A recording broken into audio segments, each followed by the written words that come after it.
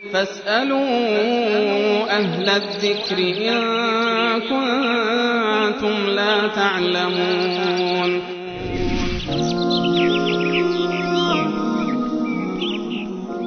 بیننده دیگری از بلوچستان آقای ریگی سوال کردن که آیا بعد نماز عشا نماز وتر یک رکعت بخوانیم درست است یا باید اول 2 رکعت بخوانیم بعد 1 رکعت بخوانیم؟ اگر خب این سوال اولشون است، با جزء دیگری هم داره. خوندن نماز وتر چندین صورت داره. 1 رکعت هم جایز هست، یعنی تنها باشه که 2 رکعت قبلش نباشه.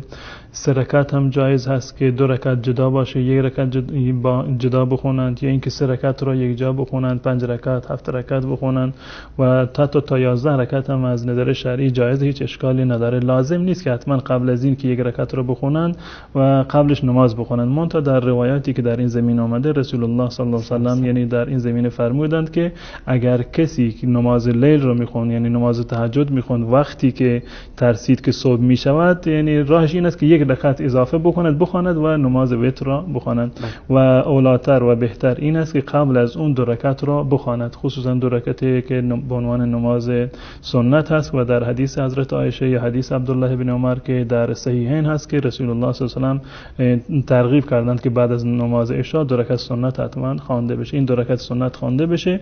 اگر توانست 3 رکعت نماز وتر بخواند که بهتر هست، اولاتر هست، و اگر نتوانست، فرصت نبود یا نمیخواست، میتونه 1 رکعت هم اکتفا بکنه، اشکال شرعی نداره.